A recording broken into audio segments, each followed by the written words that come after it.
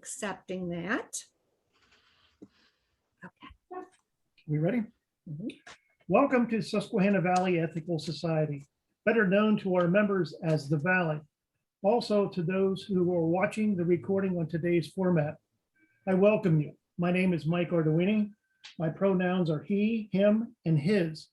I have been a member of the Valley since December 2016, and I'm currently serving as the treasurer of the Susquehanna Valley Ethical Society. I am so glad that you have chosen to join us this afternoon. Visitors, if you would like to receive news of further information from us, please provide your contact information in the chat feature found at the bottom of your screen. The Susquehanna Valley Society is a community of all walks of life that learns and grows together through shared values, doing good, and nurturing the human spirit.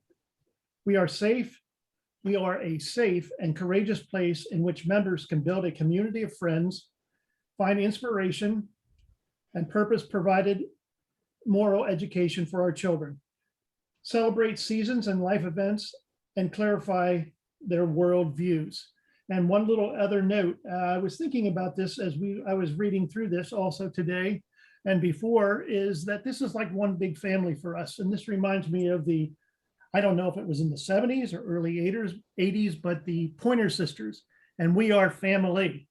And basically that rings a bell to me because at one point in time, I was a Pittsburgh Pirate fan, and that was their theme song during the course of their run of success during that time period. So once again, welcome family, and it's happy to see you all here. Great, great. Hey, Jay, I need you to do something. I just got a note from Lindsey, and she is not able to get in. She said the passcode is incorrect. Are you able to share it with her? So while you're doing I think that, he's working on it. okay, while you're doing that, I'll do announcements till Lindsey gets back. Thank you. Okay, great, great. Take your time. Okay, hey, Mike, thank you. That was a nice welcome for all of us. Oh. Yes, yes. So as far as announcements go, I just want to first of all say, hey, we did a great job yesterday spreading some love in the streets of Lewisburg. We had our signs. Little Aviv was just fantastic. adorable. She is a great spokesperson for our society. And we made some new friends with a group of people who have met there in one way or another since 1969. Spreading their peace. They call themselves the Lewisburg Peace Vigil. Now, that was pretty cool. Our next, what we were calling as Boots on the Ground, will be on October 16th. It will be our second Spread the Love campaign.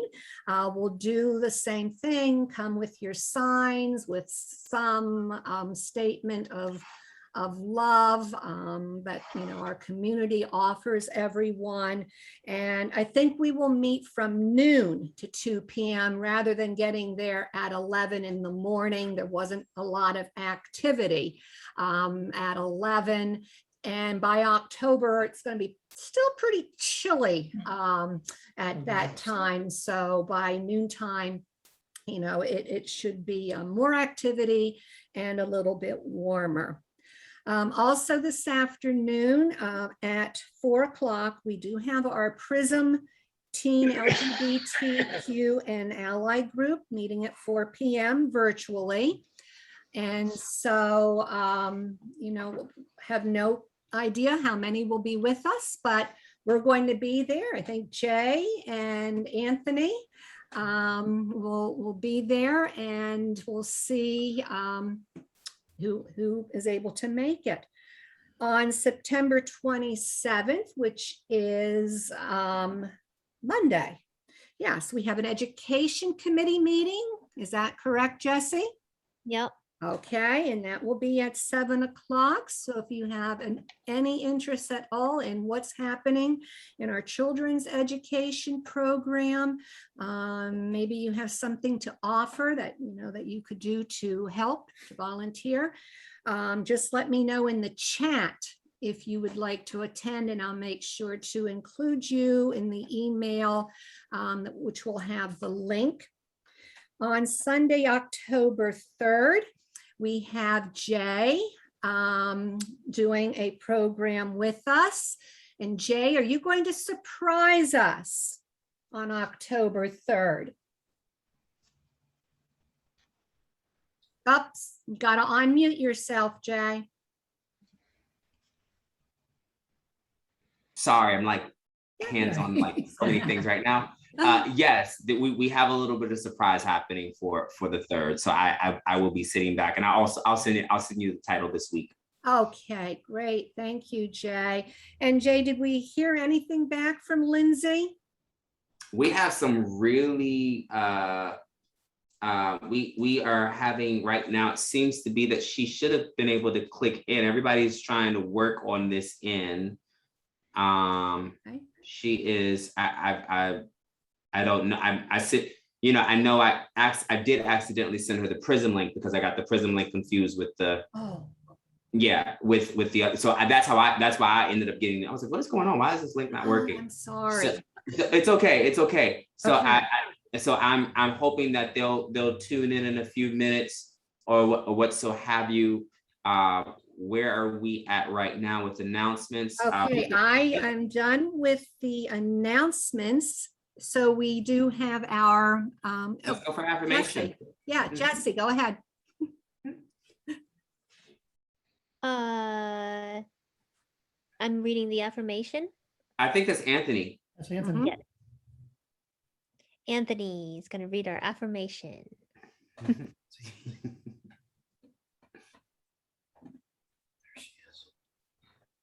Okay, and if Patty, if you can put it in the chat too, so that we can all follow along.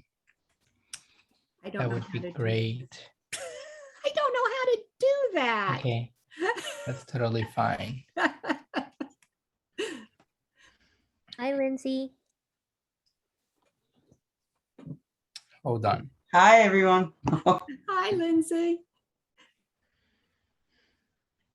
Okay, so let us just center for a moment. The affirmation in this community states the following. We meet to deepen our sense of the meaningfulness of life, to shine light on the ideas with which we guide our choices, to give us courage to take the higher path, and to get to know one another over time, in appreciation of each one's unique and incomparable birth.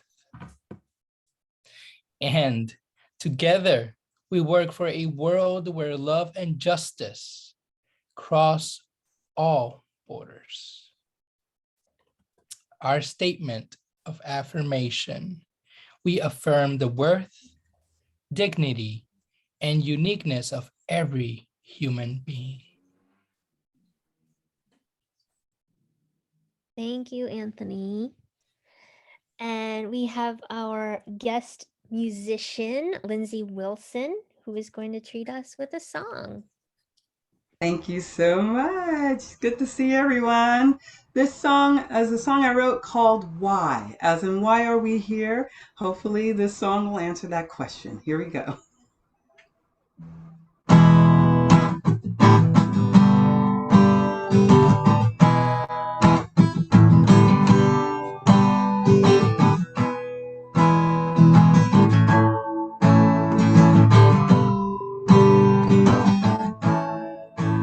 Why do we cry? We cry to heal. Why do we heal? We heal to learn.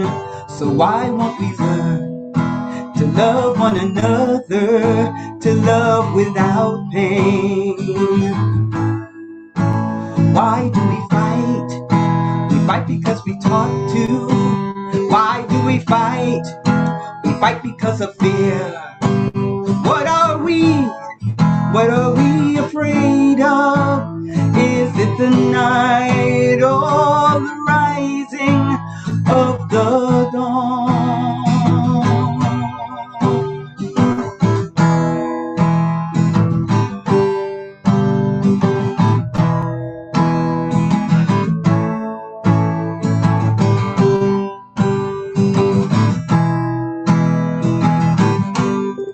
Well, the truth is before our eyes now. Call them facts without fear. Let us be brave. Let us be strong now and sing our songs together.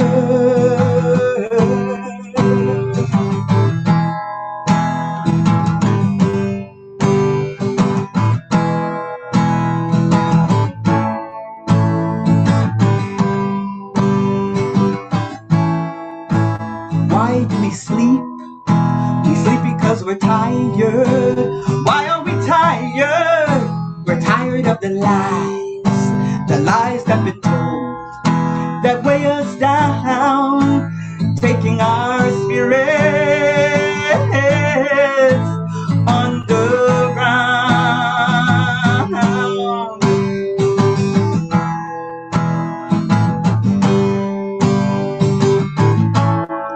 Well, the truth is before our eyes now. Call them facts without fear. Let us be brave. Let us be strong now and sing our songs together. Yeah.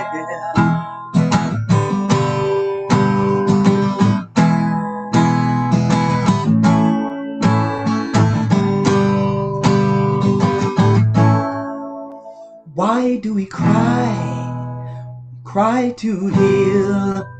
Why do we heal? We heal to learn. So why won't we learn to love one another, to love without pain?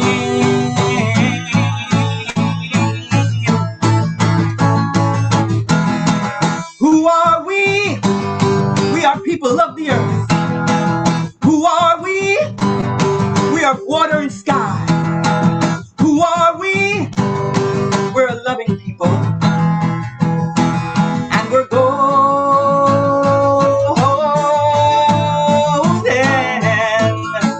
and will not be denied.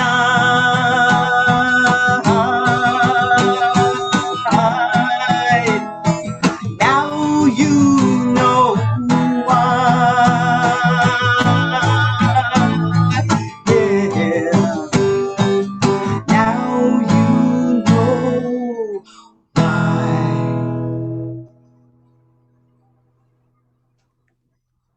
Thank you so much. That was amazing. Thank you for listening.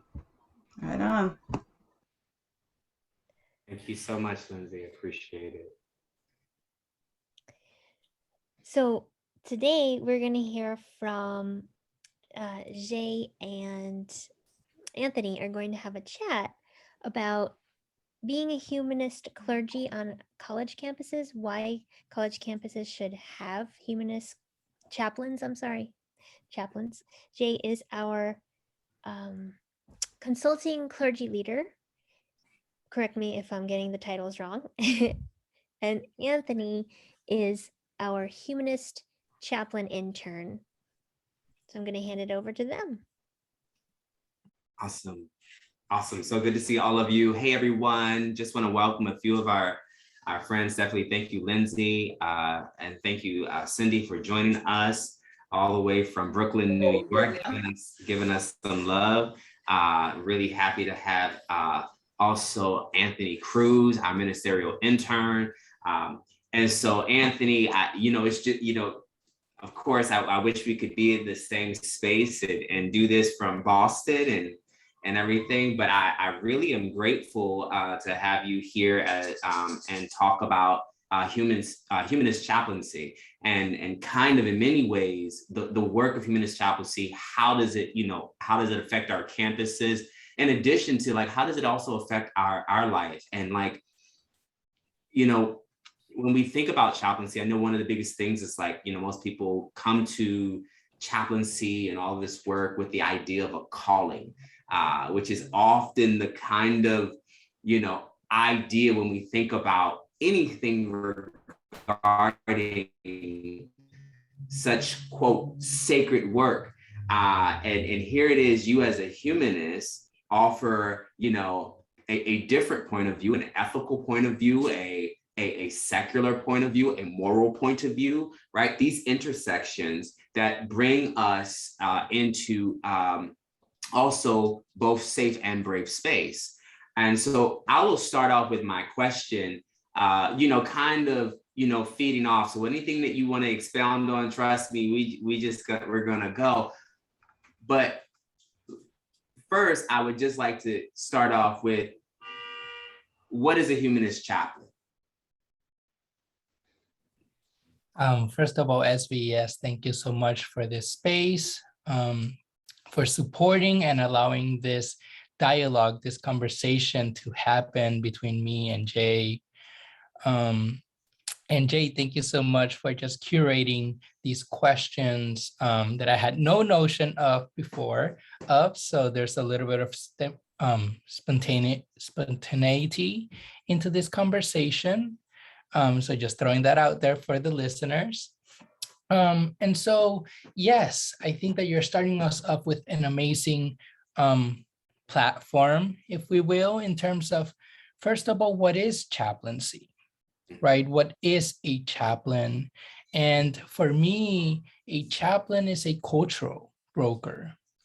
It's a person that, at least here in North America, predominantly is trained at least with a graduate level degree, normally either a master's in chaplaincy studies, in divinity, which is the more traditional degree in North America, or a master's in theological studies, right? But there is a form of graduate level work preceding a bachelor's degree usually. And then the chaplain battles, competes to get a chaplaincy internship, right? In some, usually in a hospital or in a military setting, or community-based, but usually institutions love the more traditional, go to a hospital for a summer, do 400 hours of free labor, parentheses, it's part of your education. And either you do that and end there, or do a 1-year residency full-time, right? Predominantly if you're trying to go into hospital chaplaincy, right? And then you, again, battle again and try to find a job in a position.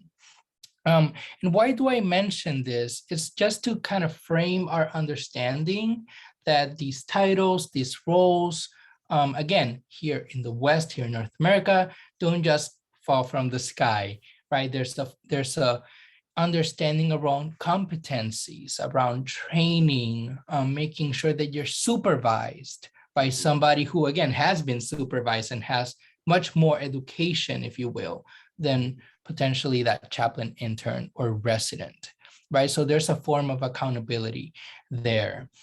And so this chaplain, and I'm going to shift a little bit into higher education, then has almost a similar training. They would expect that you either have a master's degree, hopefully a higher degree than a master's, but at least that's the basic line, and then internships, right? Either in community settings, not necessarily hospitals, right? But if you have a mix of like hospital, congregational work, that tends to be great, right? And why do I say that it's great is because in higher education, we're bridging some of the framework of a hospital, right? Where we're looking at diagnosis, where we're looking at health care, where we're looking, at care. But we're also looking into then the community aspect, which is connecting the students, which is connecting the staff, the administrators, and so forth, to their own humanity experience, to their understanding of spirituality, ethics, morality, and how all of that comes into a confluence because we're coming into a particular space, right? We're coming into a higher learning institution where all these folks, including the chaplains, right, are coming together. That's very interesting. So, and where are you at right now? You're in Boston, but what school? So I am currently serving at Tufts University. Okay. Have you had, so with you being in Boston, have you had the opportunity to meet Greg Epstein, or who has also kind of gotten a huge kind of limelight lately, making headlines regarding, you know, just being a humanist or atheist chaplain, and also now becoming like this big deal within Harvard? Yeah, thank you for that question. Yes, I've had the opportunity to meet with Greg Epstein. We had the opportunity of having lunch together. And I mean, I do have to disclose, I met Greg when I was doing my master's degree here back in 2016. So it's not, you know, a brand new relationship. But it is a form of a new embodiment of relationship, because now I am no longer a student necessarily, right? But we're holding a form of collegiality as humanist chaplains. And I think that both appointments came in a very similar, right, back-to-back timeline in terms of what does it mean to see humanist, just humanist, right, take up these positions that historically have been held by predominantly white, Christian, male, cisgender folks, right, to now having a more diverse representation of humanists serving in different capacities. And I think that the appointment that Greg received is amazing, not just because he is a humanist, right, but because he has been a person that has tried to really create a space of community here in Boston, particularly, right? And I think that some folks might not really know the landscape here in Massachusetts because it is blue, because it is liberal and progressive. Sometimes there isn't the awareness that there is almost no humanist spaces here in Boston, right? And that predominantly the three spaces that exist currently, aside from the Jewish Humanist Synagogue, right, in Boston, are MIT, Harvard, and Tufts. Right. And so what happens to the rest of the folks that are not students or alumni, right?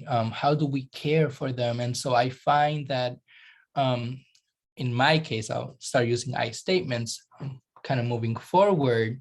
I see humanist chaplaincy as both, yes, an appointment to a particular institution, but at the same time looking in terms of relationship to communities beyond the walls. Or the periphery of the university, because again, we are an ecosystem, right? So you might be a student at Tufts, but you bring all of who you are, your ancestors, your experiences, your trauma, your pain, as Lindsey was saying, right? Your suffering, your laughter, your joy, all of that comes into this space. And in some points, you take breaks from the university, right? For holidays or what have you. And so you go back into, or you might stay in the dorm if you don't have the privilege of having family nearby, right? But I find that being a humanist chaplain particularly is an amazing opportunity to bridge what it means to engage spirituality, ethics, community building in a way that crosses languages, right? Both philosophically, ethically, and theologically. And that's why I think that being trained academically or in grad school is very important for humanists, regardless if we have a non-theist or very secular or philosophical orientation. And it's because you are in this campus or campuses, accompanying all numbers and a vast number of students, right? That might not necessarily be humanists, free thinkers, liberal, progressives, whatever. It's like whoever walks through your door, that's the person that you're accompanying. That's the person that you're providing pastoral care, spiritual care, philosophical orientation. And so it's just an amazing privilege to be able to do that. You know, you said something regarding just the fact that like there's a lot of crossover, and I was hearing this idea around, you know, kind of being a humanist chaplain, we're able to bridge the language, and I'm very interested in two things, and I mean, this might come off like twofold, so feel free to take your time and answer it. But I'm really interested in, do you feel that there is a difference? Well, I'll start off with, I'll have that as my second question. My first question actually is, what are some things that your students, or I don't even know if you support colleagues, but your students more so, what are some things that they come to you with that you probably wouldn't hear in particularly maybe a congregational setting? Because I mean, I will say, speaking from, you know, Susquehanna and from ethical culture, like we have a particular, sometimes our societies at large struggle with, you know, age differentiation, intergenerational conversation. And so here it is, you know, what are some things that students come to you about, so that we are also aware of, when we are as a community, how we can maybe use some of that practice that you have? Sure. I mean, first of all, I would say that something that students come to me with is actually the concept that the conversation that we started off earlier around community, right? So they're coming particularly to Tufts, MIT, or Harvard, right? Maybe not knowing that there is a humanist, a free thinking, and atheist student organization. Right. And so some of their first questions, particularly if they come from different backgrounds or a different international experience, they might say, oh, I didn't know that there was a humanist chaplain, or I don't even know what is humanism, right? Because they might have heard Greg or Rabbi Biber at American University or somewhere, you know, another humanist giving a speech or talking about something, and then there's like humanist chaplain such and such, right? And so that sparks an interest in students, particularly again, because they're coming to these institutions to grow, even if they know it or not, even if they're fully on board or not, right? There's going to be an expansion of their understanding in their full human capacity, in their whole human condition,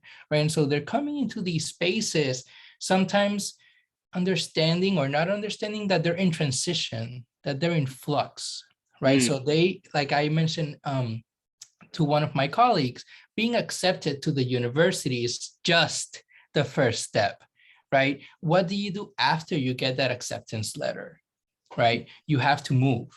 You have to literally uproot yourself and go into this ecosystem that is unknown to you. Even if you did visit the campus or not, right? You have not been fully immersed in this community, in this higher learning institution.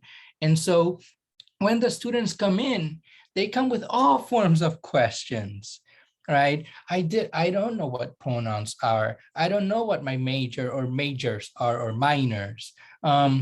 I don't have food.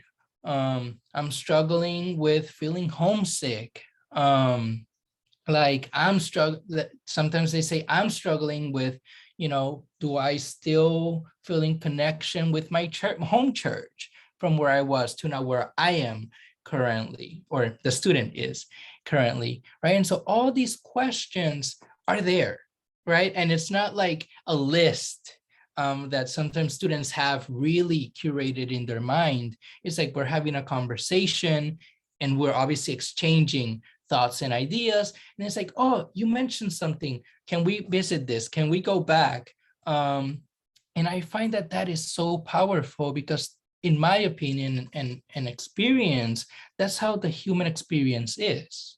Mhm. It's not a streamlined experience, right? It has ups and downs and swirls and all these other forms that really make you pause and ponder. And I find that that's what humanists, well, that's what I do when I engage with students, right? Is creating this space where we stop, where we breathe, and where Mhm. I can actually sit down without looking necessarily at the clock and have a really deep conversation about different intersections that that student is experiencing. And so that sometimes is something that's not available in congregational spaces because we are operating in a different time frame, right? We have this worship arc or this service or this platform, right? That's already delimiting how we are responding, how we're representing ourselves, how we're engaging.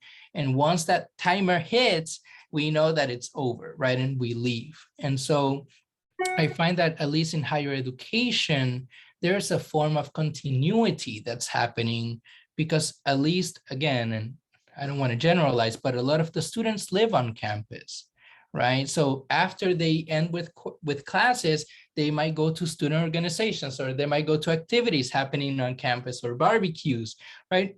And so there's this overlap between the academic philosophical formation and daily life that the chaplain has the opportunity of continuing to be involved in, of course, right, recognizing boundaries and all of that, but we're there, right? Even if you don't go into my office, I might see you at the barbecue. I might see you at the LGBTQI open house or the Africana Center or at the Career Center, right? Or I'm picking up a book at the library.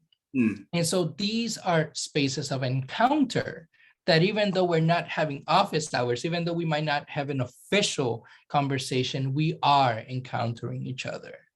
And so I find that that dimension is not necessarily fully fleshed out or intentional in congregational spaces, unless that is part of the ethos that's being tried to nurture in a space.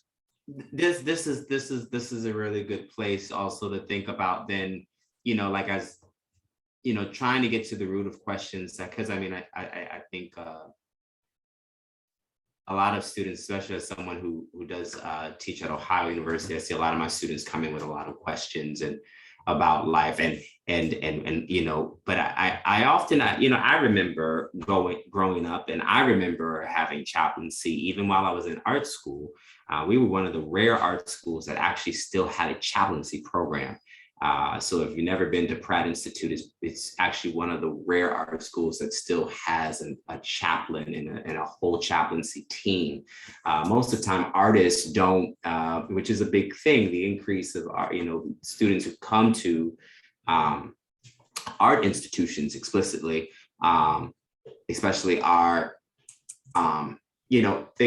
they immediately identify outside of the scope of normal religious or religious traditions or conventional religion.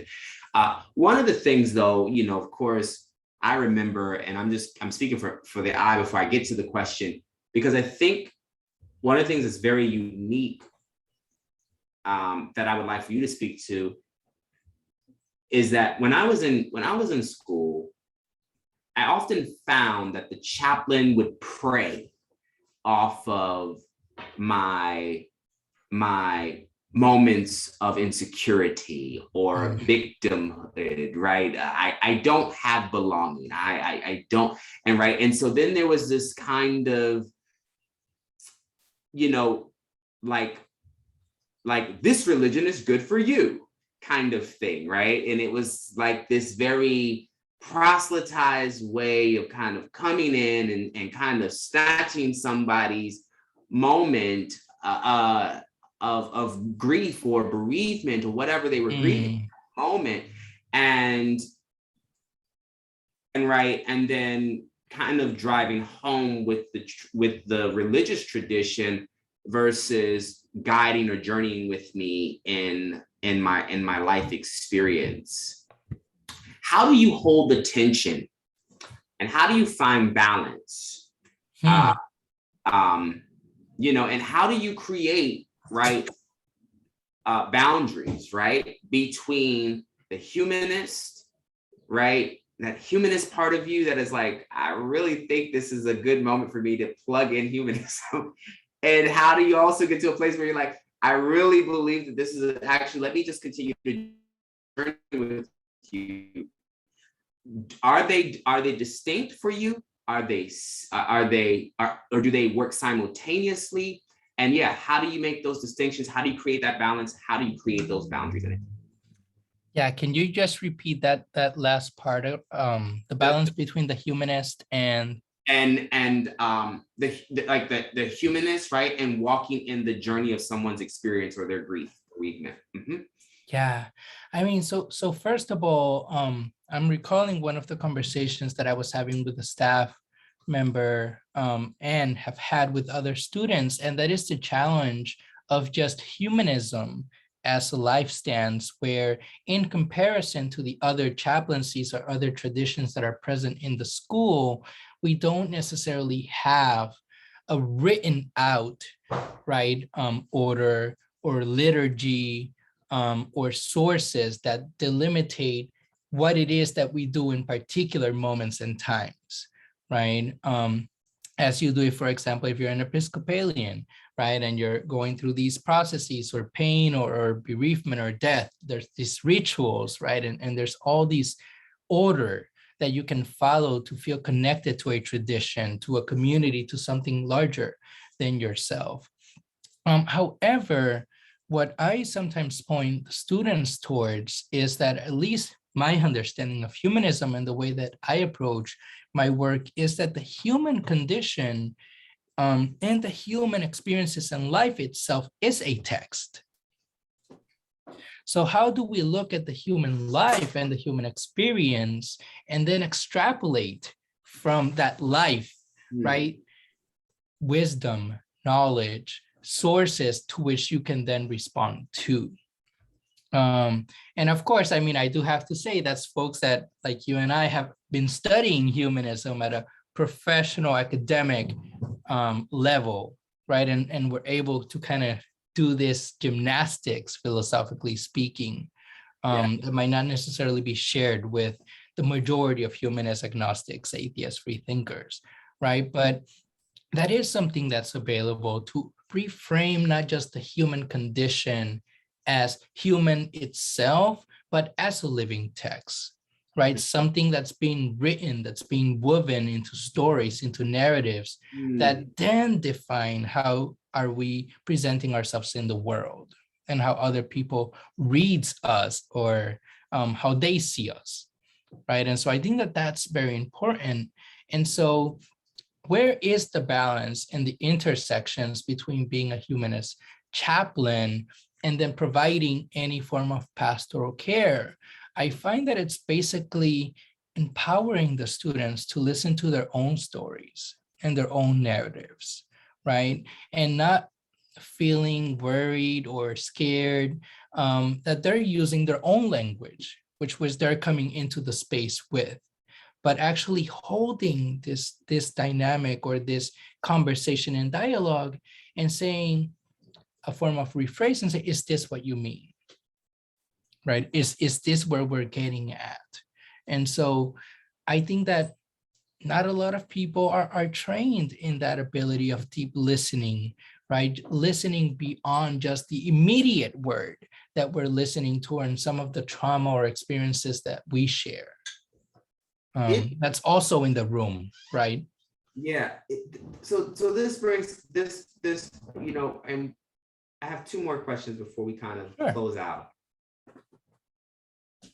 Because the work that we do here is very important. We just went out on yesterday and reached out to community, bringing people in and showing radical hospitality reinforcing the power and the evidence and the qualities of love in society.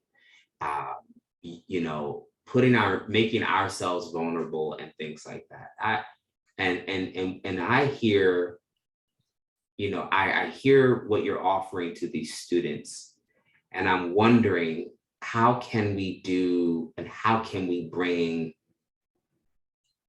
some values that you have in that community to this community? What are maybe 3 to 5 values that you hold that would help us when because you might deal with it on an individual basis where you deal with students one-on-one, but at some point, I think most chaplains hope for a collective, if not, right, a group of individuals that gather together to hold space for each other. How do we, as a group that is currently already established, bring the 5, maybe 3 to 5 values to the forefront of our mind when we have individuals that are students in the age group that you are serving currently right now? Yeah, I mean, in full transparency to the community and the audience, I always struggle with values and principles and, you know, full fleshed out definitions of what they mean. But I'll say, and I'll share a little of the approach that I'm doing. So one of the goals that I have for this semester particularly is creating a humanist library. And what that entails is that I am currently in conversations with the libraries in the institution, looking at their catalog, typing in what humanism, humanist, free thought, and just seeing what's available. And why am I doing this? It's not necessarily to center humanism as just the bastion for intellectual philosophical development, but it is actually because I find that students need resources, right? As I was saying, if we look at the human condition, at the human experience as a fabric, as a text to be read, then we need to be in conversation with different philosophers, writers, authors, right? May they be academicians or a memoir, right? Like whatever it is, but are we centering the diversity of the humanist thought, humanist voices to their reach, right? Clearly as students, Jay, you and I know this very much, we're broke. Like we don't have money to be like, oh, let me go buy 15 books because I want to read, you know, Anthony Pinn or Chris Stedman or Sam Harris, whoever, right? It's like, I don't have the resources. So paying attention to economic, financial, blah, blah, blah, wealth and privilege, I think is very important and is a value that we need to address. Not just in higher education, but as communities / humanist ethical congregations, right? It's like, so let me see if I understand. So you just gave me 2, right? We got a library right now, right? And are you telling me that I probably need to be worried about their financial well-being and maybe food? So the other project, and again, this is based on my own experience, right? This is based on our experiences, right? So that's where humanism gets contextualized. Sure. And we go from the head to the reality of what is humanism in praxis. And that is, again, you go into this institution, but we don't know what your resources are. Yes. We don't know what you're coming in. We don't know if you have underwear or pants or you're using the same clothes every day because that's what you have, right? And so how is that tied to, for example, our affirmation here, that we respect, that we honor the dignity and worth of all human beings? That's dignity right there. Like if you're not able to show up to class to the best of your availability, how you feel comfortable presenting yourself, right? Then that's detracting from your human worth, right? Because then you're thinking and I'm obviously generalizing, but I'm also speaking from my own experience, right? It's like you go into the room and you're like, wow, I just noticed this shirt has a hole. Oh, I bet the student behind me is gonna notice, right? Or, man, I didn't eat, so I have this migraine that's coming up, right? All that impacts how you show up into the classroom. That impacts your relationship with the professor, because you will not absorb any math, any geometry, any Kant, or Deleuze or whoever, because you're like, I'm hungry, like I'm sleepy, I'm tired, right? And so, for example, that student might go into academic probation because they're not passing their courses, right? And it's like, oh, then we made a mistake admitting the student. No, you didn't. You're just not looking at the systems at play that's allowing the student to come into this space. But what happens after you come into this space, into this institution? And I find that it is a moral and ethical obligations of congregations that constantly spew concepts like not to throw shade to my congregation, my internship site, right? But we're always saying in other spaces, I believe, in other traditions too, we aspire the highest, values, principles, how we want to be the best that we can be. But sometimes you can't be the best you can be because there's no support. Right? There's no commitment. And so if we look at more liberal, progressive denominations, once you leave to college, you may never come back. Right? Because then you're redefining your framework of reference. What's bringing you meaning? Who was there while you were a student? Right? And I always use the example when I first moved from Puerto Rico to Boston, like it was my relationship with a Baptist minister that allowed me to eat. Like I was going not to their services, but I was going into the church. I was going into the kitchen and I was being fed.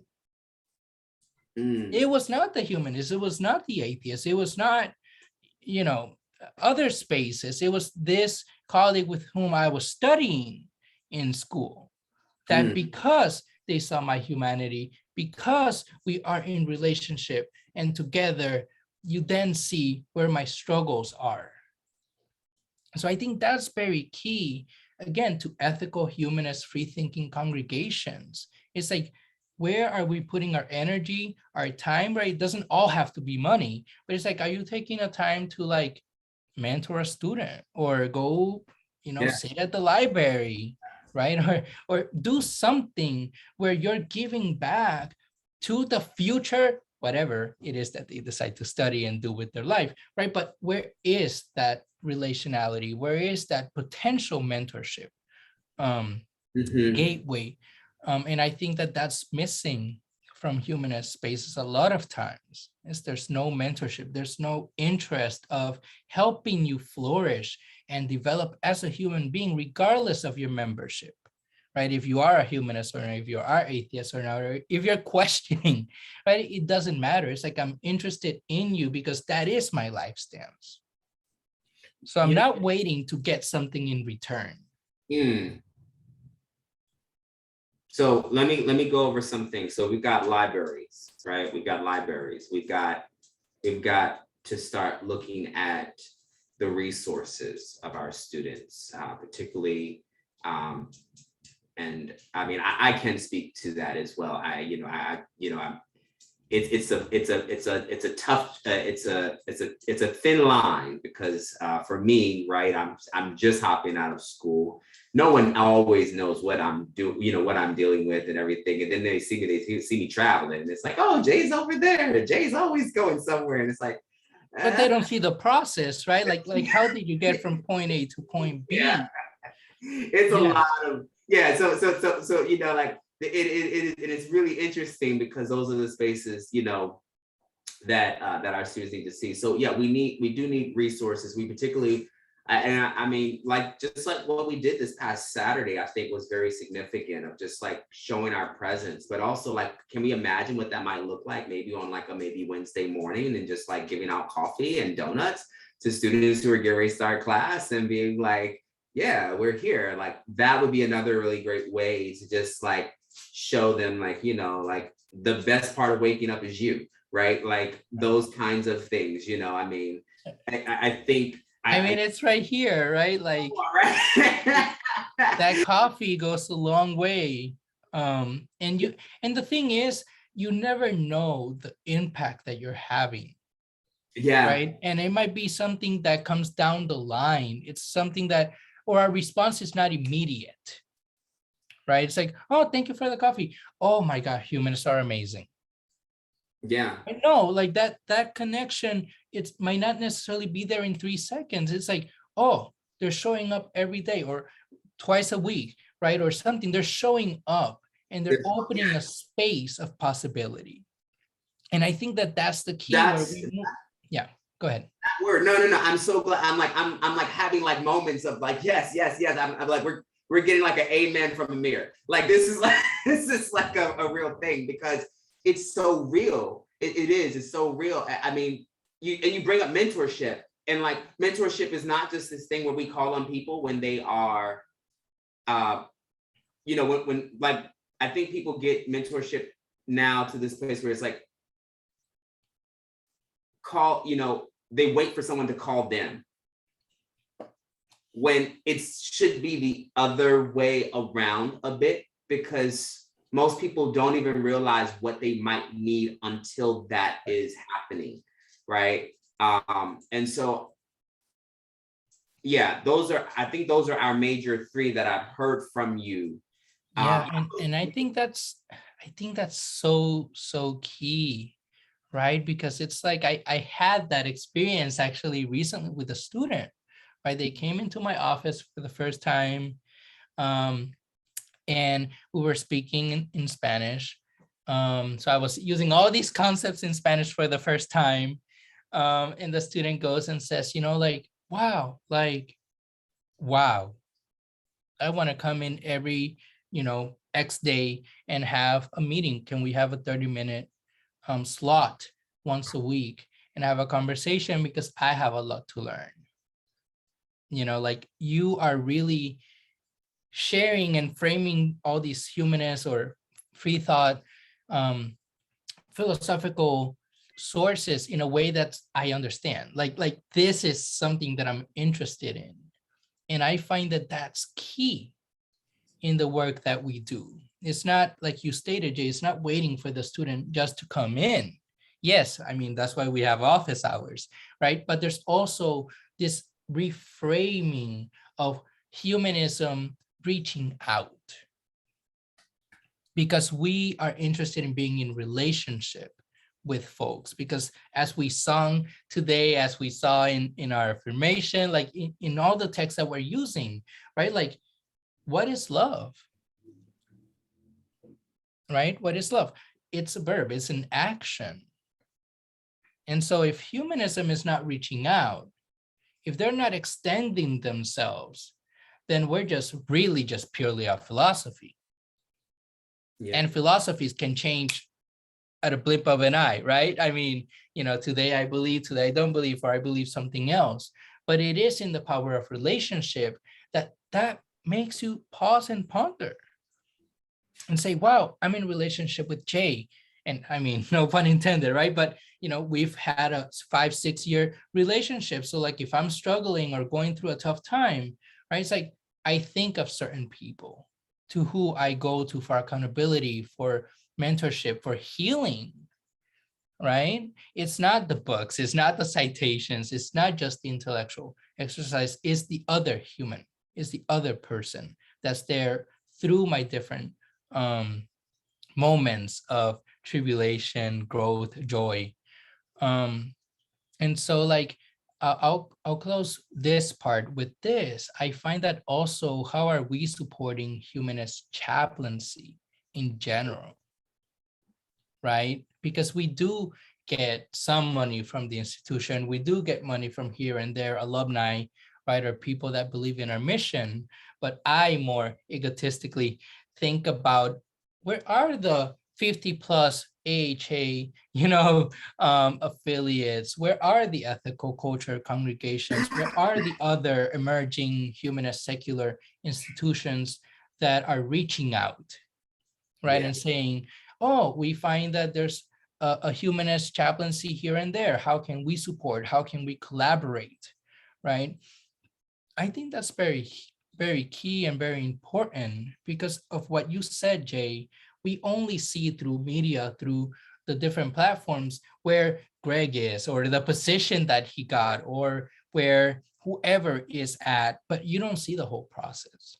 Yeah. You don't know if that person had to travel an hour or 2 hours to get to work, right? And even though that is the responsibility, right, as an employee, it's like, I'm interested, how do you get to work? Did you eat? How is your mental health, right? Like, where's your balance as you started off, right? How can we support the chaplains so that they can continue to support the work that they're doing and serve as a catalyst, right? Because if I'm like holding, I don't know, hypothetically speaking, money that I got, $500 to start off the library, that's not coming from my budget, right? But it's like, we're giving you this money so that you can actually start it off and pilot this program because we care, then there's already a historical legacy that's been established. Yeah. And I think that that's like the final value that I think that I want to highlight on, and it's that of legacy and memory, right? Like, if I get, I don't know, I'm feeling 500,000, sounds like prosperity gospel here, but and I get this money, and it's like, buy Anthony Pinn's books, or buy Chris Stedman's books, or buy whatever. We can put a plaque and say, SVES or First Unitarian or whatever donated these number of books, right? And again, it serves as a frame of reference as well for the students, because they will remember. They'll be like, oh, I'm getting this book. Oh, who donated it, or who gave it? Right? And they start doing research. Yeah. Yeah. And I say that because that's how I found humanism. Come on. Right? Like, I was in a Jewish community, and I read about Sherwin Wine, and I read about Chris Stedman, and these books have all these right index and all these sources, and you start investigating and researching. Oh, wait, there's a Humanist Institute. Does that exist? And you look, and then you connect, and then you find mentorship, and you find colleagues, and then obviously the rest is the present today, right? But it took, well, aside from being an undergrad and all that took me there, one book to be able to do some of that.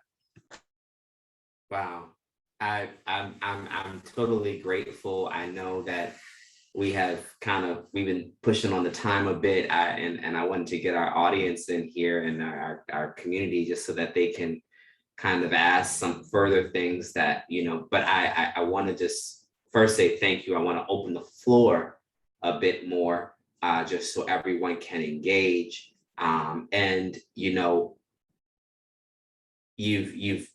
got my brain going a bit more. Especially regarding my own approach to humanism, my own approach to sharing humanism, because that's one of the biggest things for me is always the share.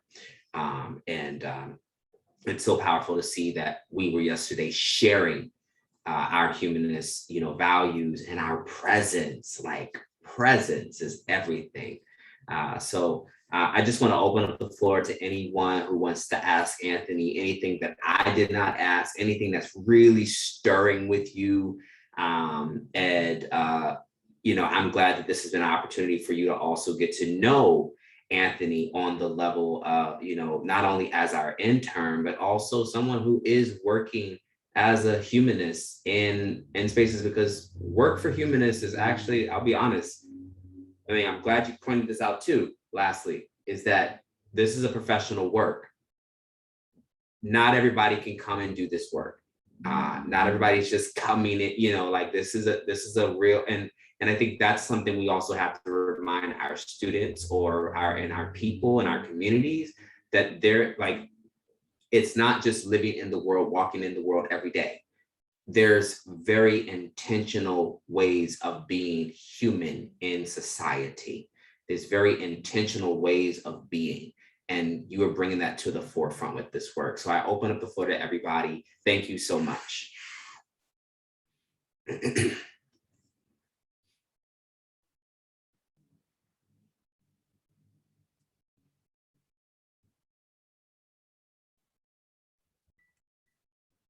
Kim, is that a hand up or was that a clap?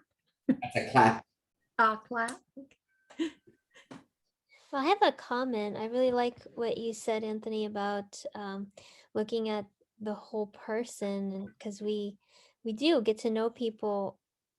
We see one dimension of them that they bring to a space because it's relevant to that space, but we don't often inquire or dig deeper to find out where they're coming from, what else they're up to, and what they might be dealing with, because everybody's dealing with something.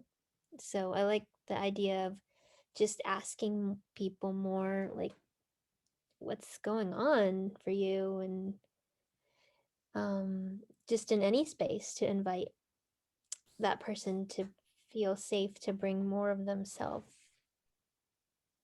And thank you very much for the talk. It's very enlightening.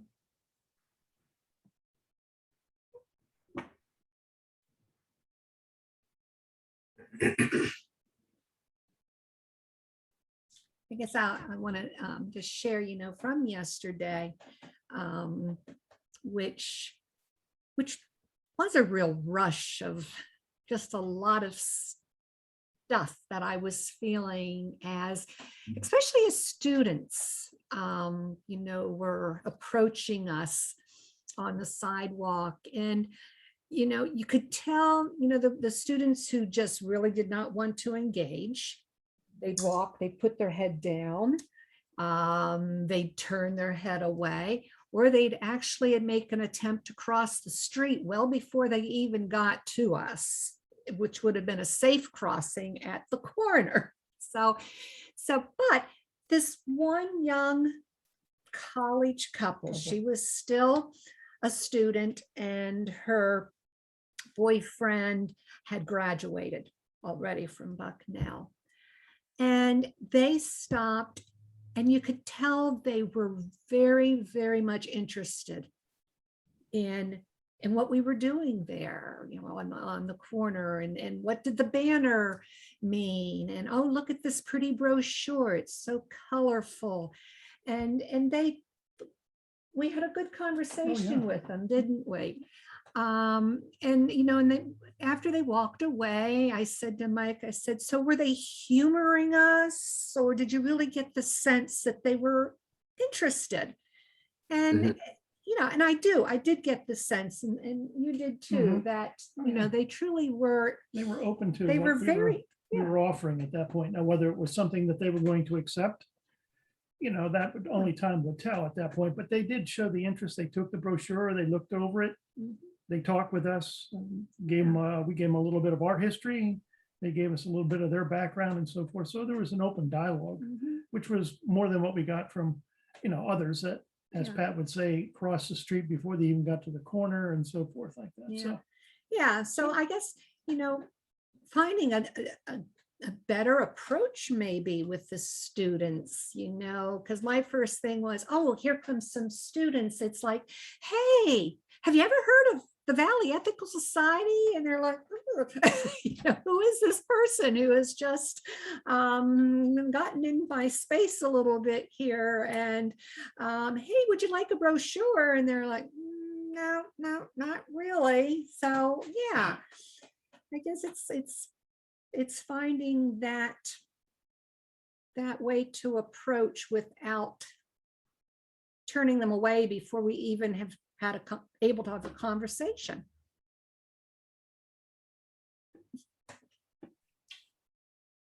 Yes, Nancy. Nancy.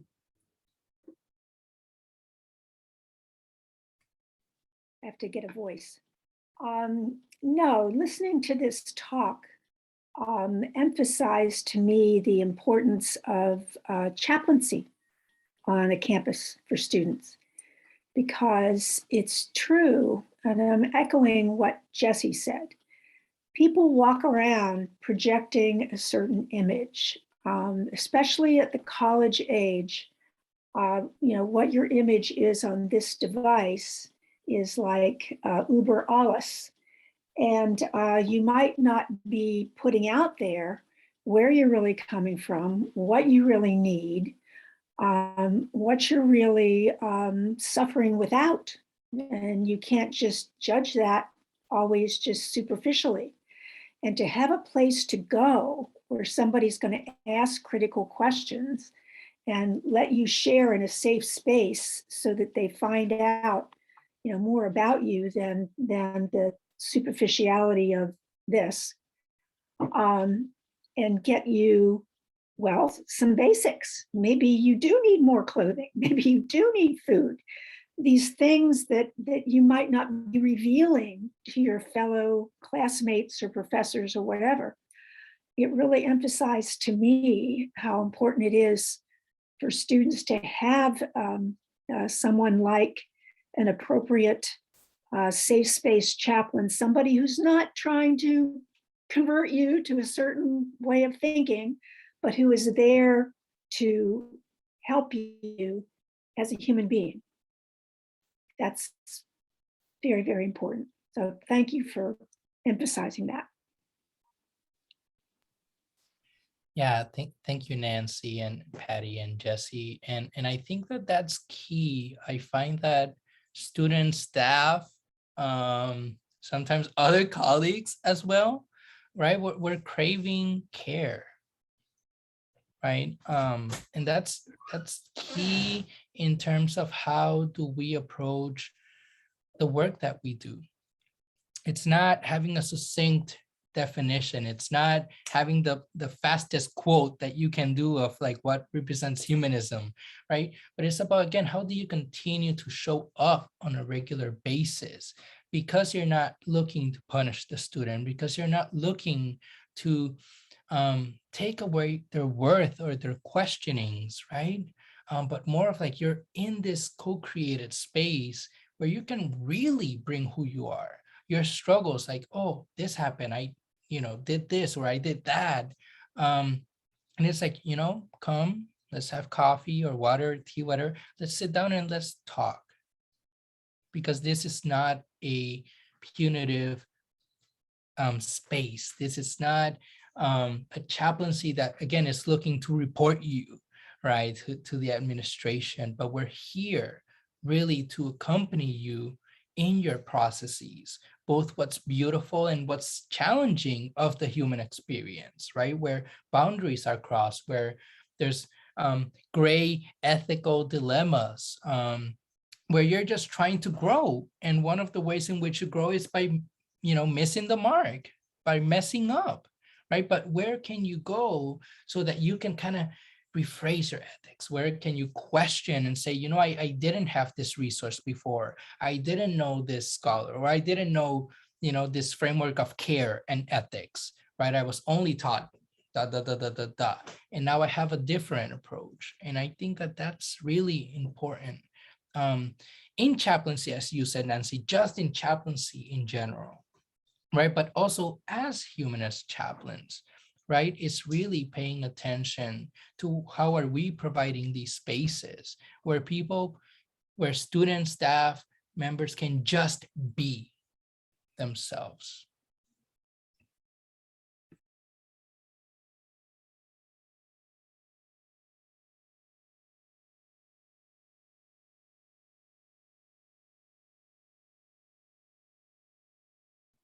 Is there anybody else? I just want to say, I like when Anthony just said a space where you can just be. Yeah. Yeah. That's important. Well, we've got some ideas. I know we've got a 4 o'clock today, and I want to be respectful of our time because it won't be long before we have to go eat and then come right back. So, Jessi, I want to turn it completely over to you so that you can bring us home, my love. and do what we do best as being a community. So thank you. Okay, well, I have you, Jay, as closing us out. Oh, I'm so funny. Look at me. I'm everywhere and nowhere at the same time. All right. Yeah. So as we get ready to close, I just, I hope that we, in many ways, we normally have this charge where we say go, and we say, go create, love, go create peace. I invite us to do something a little different today as we close. I invite us to be the best humanist we can be. I invite us to be the best humanist presence we can be. I invite us to be the best humanist listeners we can be. I invite our hands to the space. I invite our good minds to the space. I invite our good hearts to the space so that we can carry the spirit of love as we continue to figure out how to create better spaces, no matter, regardless if they're humanists or not, that they can be the best human they can be.